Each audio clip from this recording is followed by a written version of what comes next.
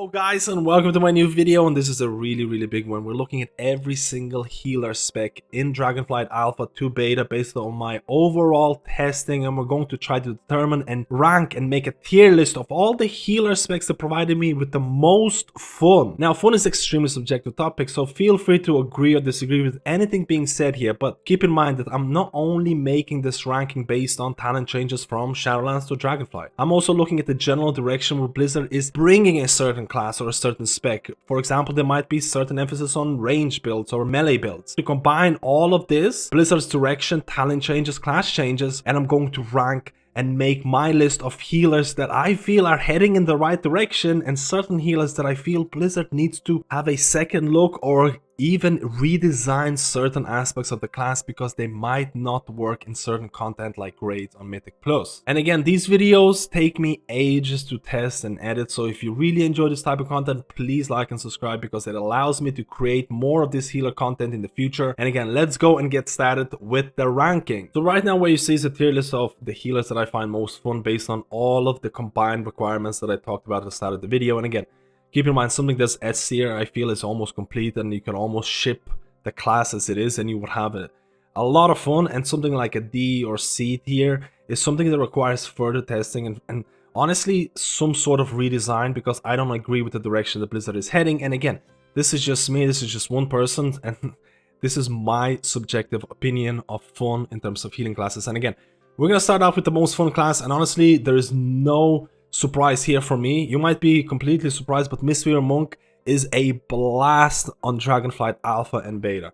There's multiple things that are changing for Mistweaver that make this class. Honestly, I don't want to over exaggerate, but for me, Mistweaver Monk with Instant Vivify, again, Instant Vivify has been nerfed, we'll look at it, but with the Instant Vivify every 10 seconds, with the fact that Phalanx Stomp is making a comeback, with the fact that there is a fist weaving direction happening to Mistweaver, is one of the most fun healers that I ever played. Now, when we look into the talents, again, I'm just going to provide a short overview of the talents that I feel are really impactful towards the gameplay of Mistweaver. And again, we looked at the Instant Vivify, so a lot of people knew about this, but now it has been nerfed. So every 10 seconds, your next Vivify becomes instant. They added a 10-second cooldown to it, which I don't like. I don't really enjoy this change, but reading the blue post that they issued, I can see the reasoning behind it. They don't want Soothing Mist to become irrelevant, and I do see the reasons for nerfing this, but I still don't like it. I wish there was a more complex mechanic to the 10 seconds. For example, maybe there should be multiple charges that you can store up so you can have multiple instant vivifies if you don't use it one every 10 seconds.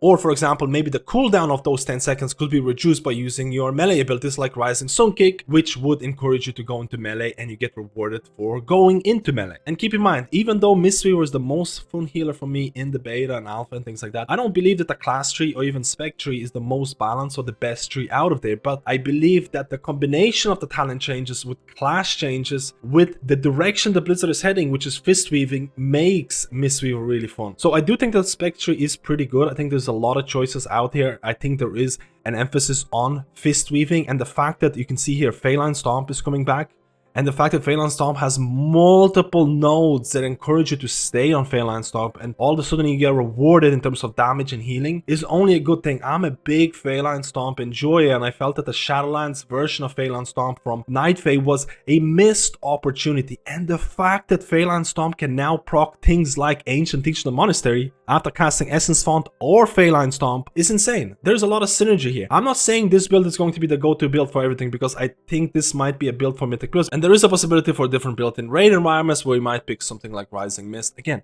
there is a lot of melee emphasis both in raid and Mythic Plus, and there is also talents or nodes where you can or be encouraged to spread Renewing Mist. There is ways of spreading Renewing Mist, getting Vivify to cleave it, and there is heavy emphasis on melee, which I think is only a good thing, because you have to see, Blizzard is trying to realize, or starting to realize, the fact that if you're a melee healer, you don't want to have a lot of hard casting abilities, and this is why they're making instant cast Vivify at least for every 10 seconds, and they're trying to make melee abilities feel a lot more inclusive. Phalanx Stomp proccing Ancient Teaching of the Monastery is a prime example of this. I honestly feel if you're a Mistweaver and if you enjoy fist weaving, you're really happy about this, and honestly it all combines to make for one of the most fun healers that I've played. But keep in mind, I'm a Phalanx Stomp enjoyer and I enjoy melee playstyle. Now let's go to the next healer, and that is going to be Restoration Shaman in 8 tier. I don't think it is as fun as a Mistweaver Monk based on the changes that happened, but Restoration Shaman had one of the best class and spec trees for the longest time in alpha, because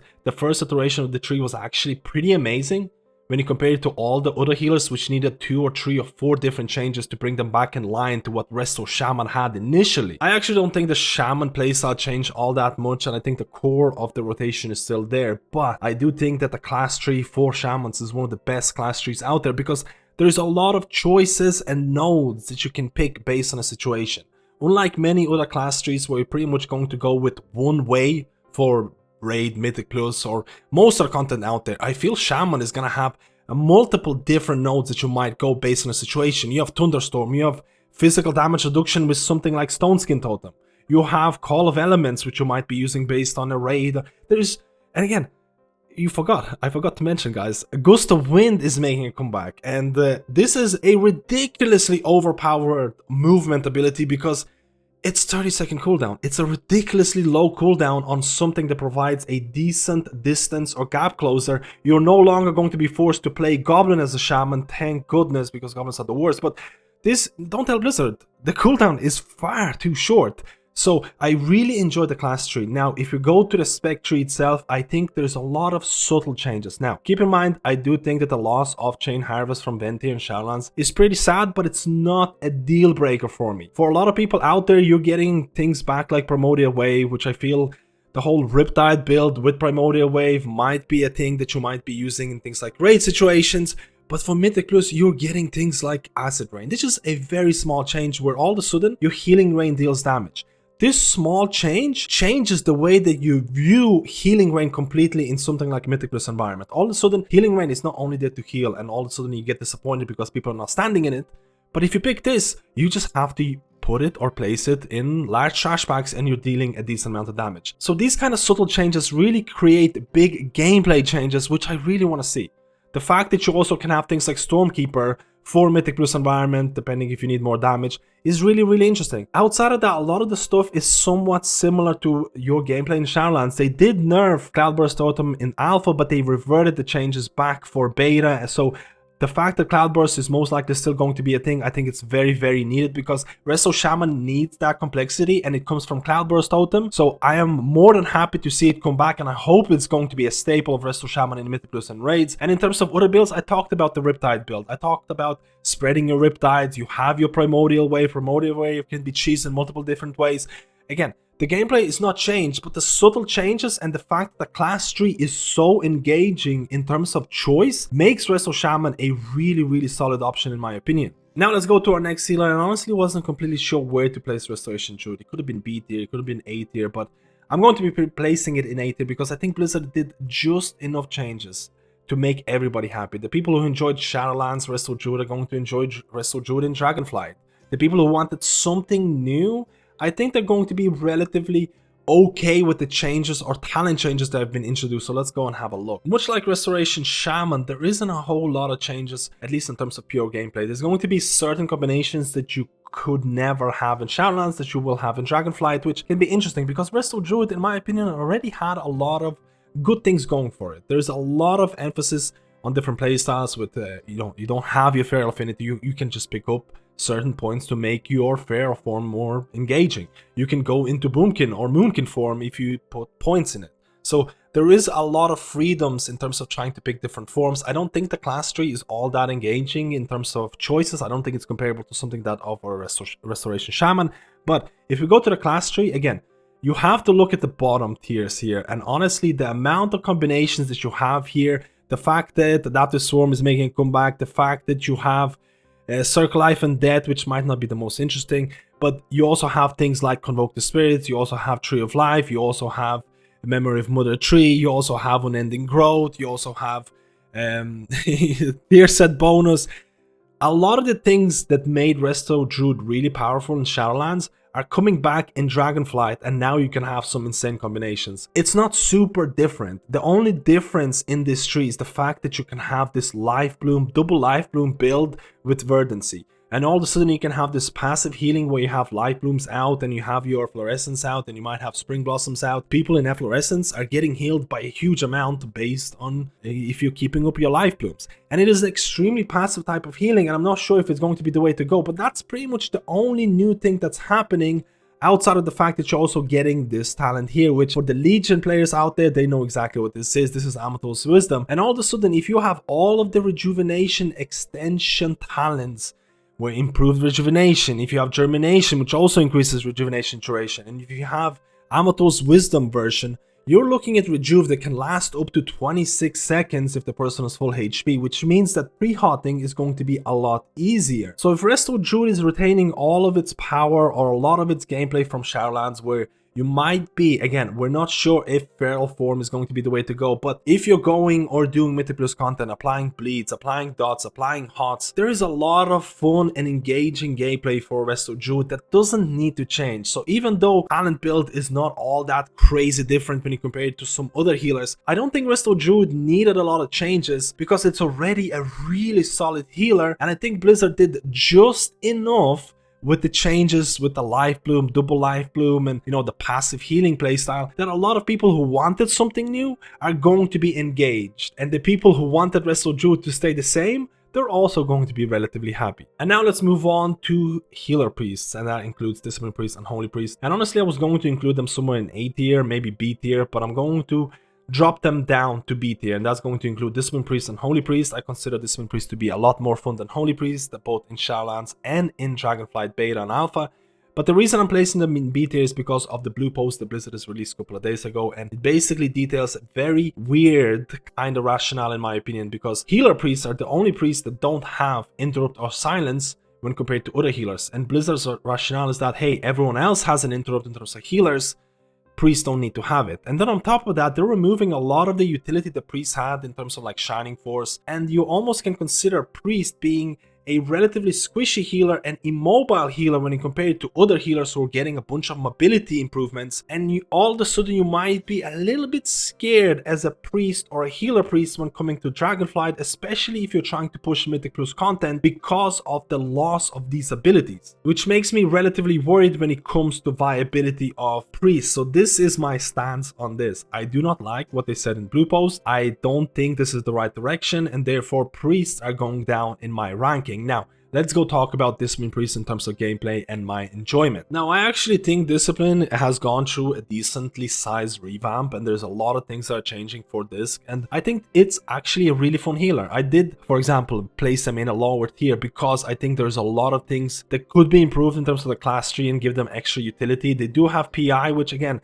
I'm not a huge fan of Power Infusion, and the fact that the amount of issues that it can cause in raid in terms of who gets it and when they get it and things like that. And I do see the reasoning behind creating a bard type of playstyle where a healer provides utility outside of its own damage and healing, where you can provide or increase other players' damage, but a lot of times it does end up causing issues, more in raid than Mythic Plus. There's a possibility priests could have the least utility out of all the healers, especially when it comes to Mythic Plus, where you need things like knockback, where you need things like CC, or possibly need things like that. There is a huge amount of rework happening right now. You're getting Renew and Flash Shield, and that's applying Atonement. Your Power Wars Shield has a cooldown, but you can reduce the cooldown through nodes like Train of Thought. Your Shadow Man, which you can pick in your class tree, also has a cooldown. So there's a big change in gameplay, and I think there is a lot of buttons that are kind of coming into Discipline Priest, which creates a lot more complexity, and I don't think complexity is bad when it comes to Discipline Priest, because Discipline Priest has been regarded as one of the most difficult healers to play for a really long time. There's also a decently sized change to Shadow Covenant. All of a sudden, when you use Shadow Covenant, you're getting your Shadow spells deal 25% increased damage and healing.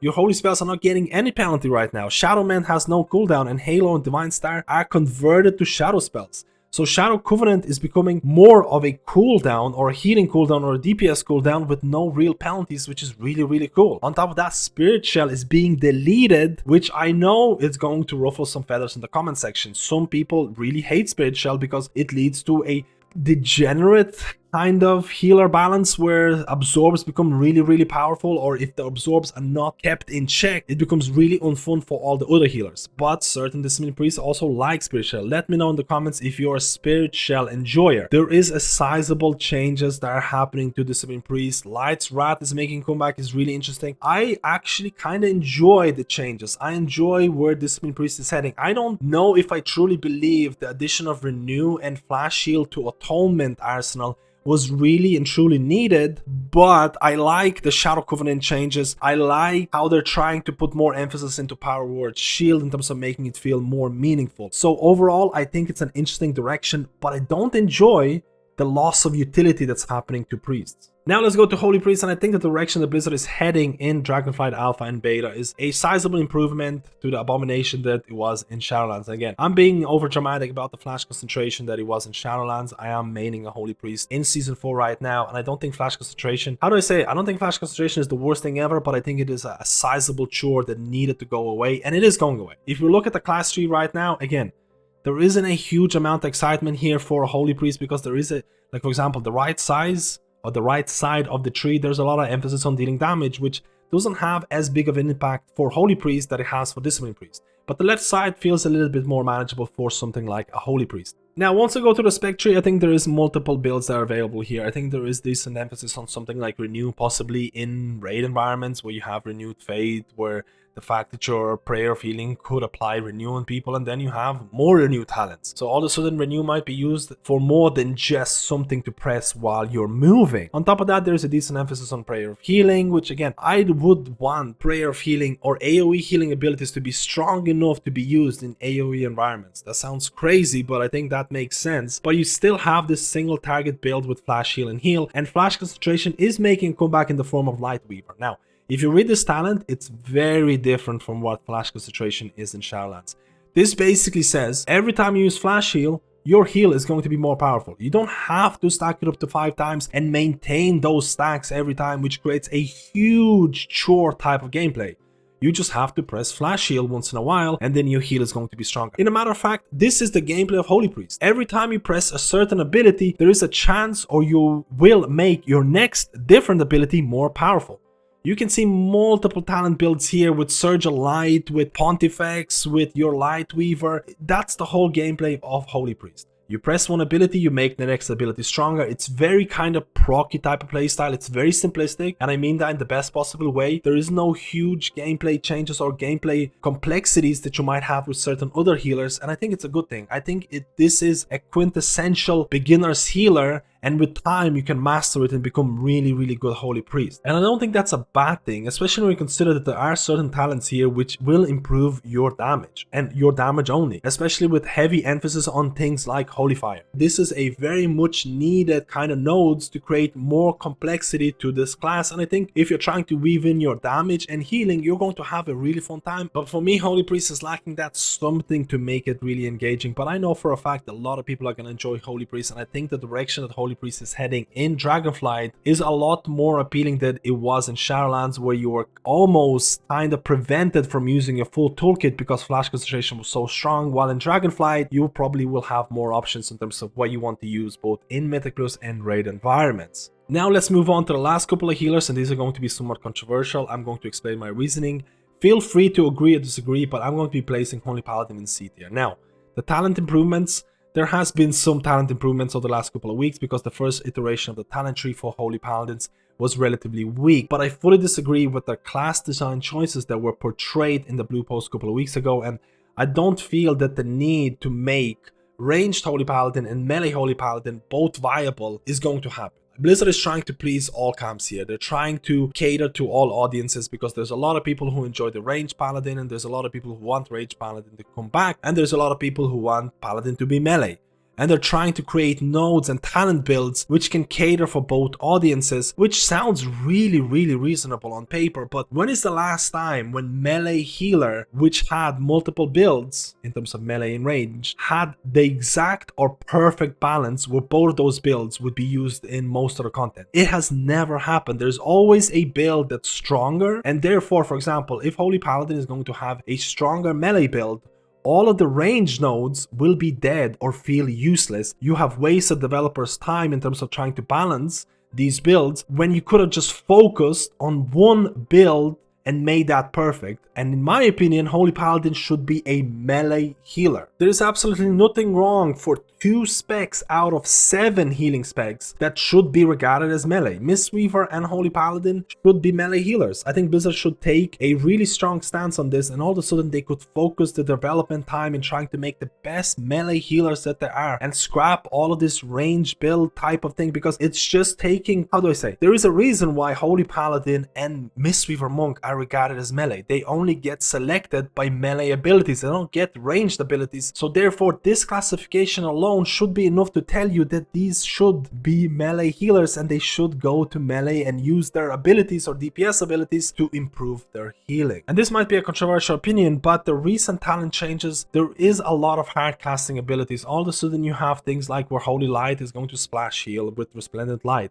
You have things like Inflorescence of Sunwell, and all of these things could lead to hard casting abilities. And I genuinely believe that a healer that is regarded as melee, who stays in melee, should not have that many hard casting abilities. I don't think it feels all that amazing when you are a melee healer that you have to or are being forced to hard cast. And I think this makes a lot of sense, because when Blizzard looked at Mistweavers, they kind of agreed with the statement by making Instant Vivify, even though it does have a 10-second cooldown. The fact that they made things like Phalanx Storm proc Ancient Teacher of the Monastery, they were heading that direction with Mistweaver, and therefore that's why Mistweaver is S tier in my opinion. And then they looked at Holy Paladin and they were like, nah, we're gonna give you 2 different playstyles and they're going to be completely different from each other. And in theory, we all know what's going to happen. One playstyle is going to be more powerful, and all of a sudden all of these talent nodes might be irrelevant or unusable, which is just a giant waste of developers' time. So this is the reasoning why I'm placing Holy Paladin quite low in my fun list, because I don't agree with the direction that Blizzard is heading. I don't agree with the talent tree. I think it is a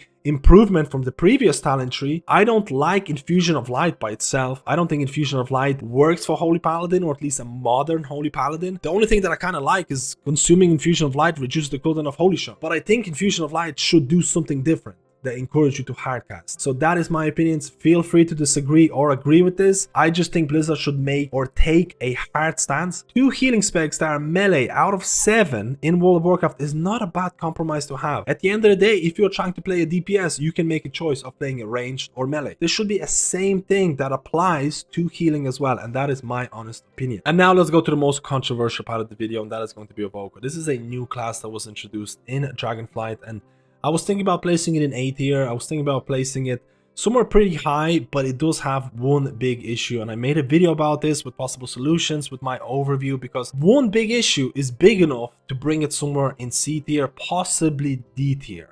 And a lot of people are going to be possibly angry. They're going to be, again, leave comments below on how you feel about this, but I honestly believe that Evoker and the fact that it has a 25-yard limitation is going to be a killer when it comes to raid environments. Right now, you're playing Evoker and you're probably having a ton of fun. You're trying out new empowered abilities. It is a really mobile healer. It has a lot of speed. It has a lot of these movement abilities, movement utility, and you're just blasting. You're doing a lot of healing. You're doing a lot of damage. There's a lot of 1-2 type of DPS rotation that can be converted into healing with Living Flame and things like that, and Fire Breath, and you're having a lot of fun. But what is going to happen when you're going to enter raid testing? What happens if Blizzard is going to make spread encounters like Halondrus, for example, is the prime example of this. Imagine healing Halondrus as Evoker.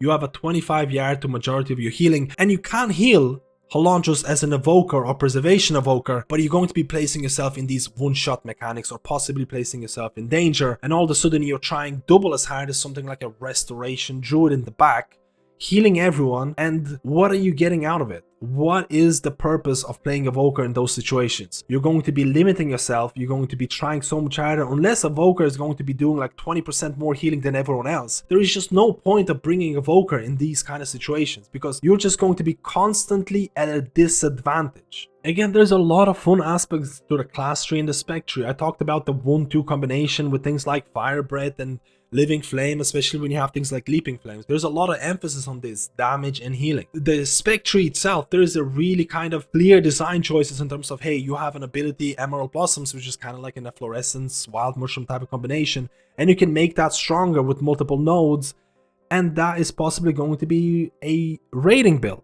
Because again, Emerald Blossoms has a range or positioning requirement which is harder to deal or play around in Mythic Plus. But if you don't want to do that, you can play the Bronze build where you can have a lot of echo emphasis, and all of a sudden with combination of stasis, which stasis is basically a combination of Cloudburst Totem plus Convoke the Spirits, you can have some insane burst or healing capabilities. And the fact that Echo is such a unique ability, there is a lot of good things for Evoker or Preservation Evoker. There's a lot of interesting concepts. But when you combine all of this with the fact that you have 25-yard range and the fact that majority of your empowered abilities keep you rooted in place for a really long time.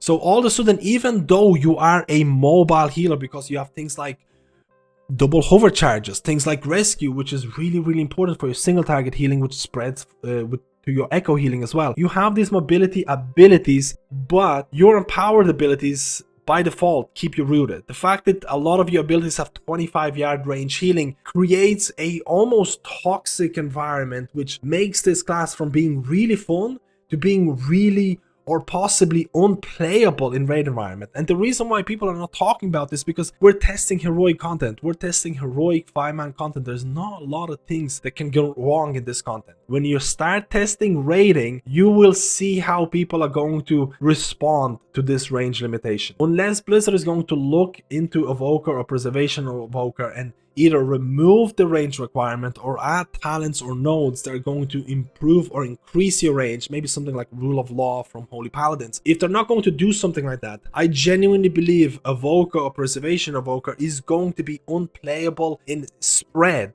Again, keep in mind, spread raid fights. Maybe Blizzard is just going to make every single raid fight stacked, and then Evoker is going to be one of the best healers. But I highly doubt that Blizzard is going to create raids or bosses based on one class. There needs to be some significant changes happening to the whole niche of this healer, because if there isn't, in my honest opinion, it's going to be pretty unplayable when it comes to large raid groups and spread encounters. So this is my summary of the video in terms of ranking healers based on my phone. Again, a lot of the healers out there didn't get a huge amount of changes. I'm looking at you, Resto, but maybe they didn't need a lot of alterations. Their playstyle was already kind of fun. Again, you're looking at Resto Shaman, not a huge amount of, how do I say, minimal changes if you look at healing rain dealing damage with maximum potential. That's the way I view the healing rain dealing damage change in terms of, again, it's an interesting concept that improves your gameplay in Mythic Plus. All of a sudden you have more emphasis in terms of dealing damage. There is still a lot of time. There is still a lot of time to change how these classes play, improve them, or completely rework the niche. I'm looking at you, Evoker. I'm very scared about Evoker right now because I think it has a lot of potential, but it's stifled by this 25-yard limitation around everything that it does. Again, there are certain spells that have 40-yard range and things like that, but you get my idea. Evoker is kind of trapped by its niche right now, and there needs to be a deep look at this class right now because I am really fearful of its future and viability. And then you look at Holy Paladin, and again, I disagree with what Blizzard is trying to do. I really implore Blizzard to take a stance with melee healers. I really believe Holy Paladin, again, Mistweaver, they kind of took a stance. They made a lot of your abilities are instant cast. There's not a lot of hard casting. There's a lot of ways to improve your fist weaving capabilities.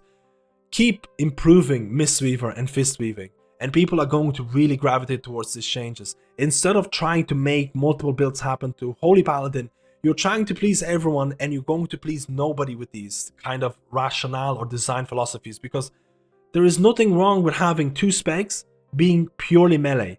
And make your developers focus on making that melee playstyle being the most engaging playstyle you can be instead of trying to please everyone. This is my message to you if Blizzard actually watches my videos. Majority of Holy Paladin healers who enjoyed the Glimmer playstyle, who enjoyed the, Shadowlands Holy Paladin, I don't think they want to be in melee and hard cast abilities. That's my honest opinion, but I do think it is a pretty controversial opinion because there's a lot of people who also like range. But that's my opinion.